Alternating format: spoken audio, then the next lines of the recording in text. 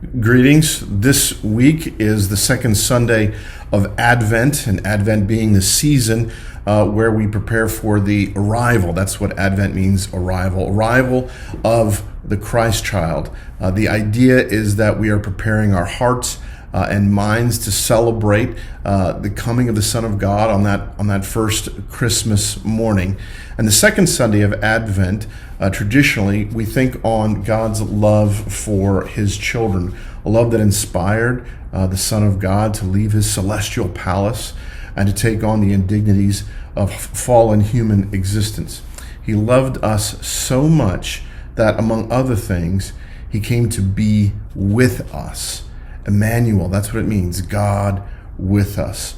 And a traditional passage for this Sunday is an obscure prophet, Zephaniah. He may be obscure, but it is so good. Why? Because it depicts an extravagant expression of God's love for his people, a serenade. So listen to Zephaniah chapter 3, verse 17. The Lord your God is in your midst, a mighty one who will save. He will rejoice over you with gladness. He will quiet you by his love. He will exult over you with loud singing. God sings over you. Have you ever been serenaded? I was, and still am, a member of Sigma Chi fraternity, and we could go into the pros and cons of whether I should have done that in my life, but it is part of my history. And one of the good things, fun things, and even good things was the Sweetheart Formal. It was a lot of fun, planning a night of good food, good company, dancing, the preparation, getting dressed up for it, passing on tips, where was the best place to get roses for the best price. And the night always culminated in some rendition of the song, The Sweetheart of Sigma Chi. I won't sing it for you here to avoid copyright issues, but also not to scare any of you away. But I will read some of the lyrics of the song to you. When the world's gone wrong, as it's bound to do, and you've broken Dan Cupid's bow, and you long for the girl that you used to know, the maid of long ago, why, light your pipe, bid your sorrow avant, blow the smoke from your altar of dreams, and wreathe the face of your dream girl there, the love that's just what it seems. The blue of her eye and the gold of her hair are a blend of the western sky and the moonlight beams and the girl of my dreams. She's the sweetheart of Sigma Chi.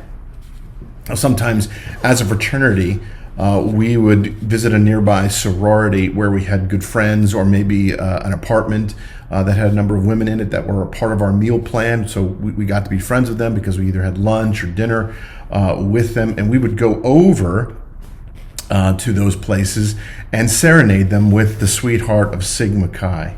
And it was all embarrassing for all involved. It was embarrassing for the guys. It was embarrassing for the girls we were serenading. But it was a way for us to shamelessly show our affection to the women in our lives. And I'm not talking about just romantic interest, but our friends, the people we cared about, and we wanted to show them how much we cared about them. And we did it in this very embarrassing and shameless way. And the Lord is shameless in his love for his people, in expressing his love for his people.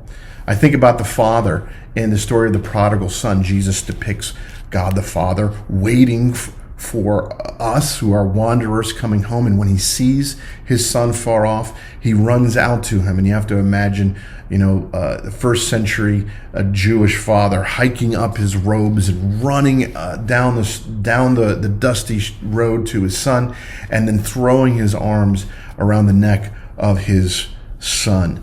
Absolutely shameless. And this is how God loves you.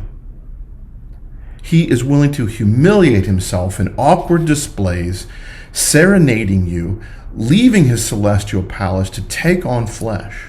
And I want you to be thinking about that. Let this image sink in. Let the idea that the Lord sings over you, and let that song wash over you. He sings over you because he loves you. Can you believe it?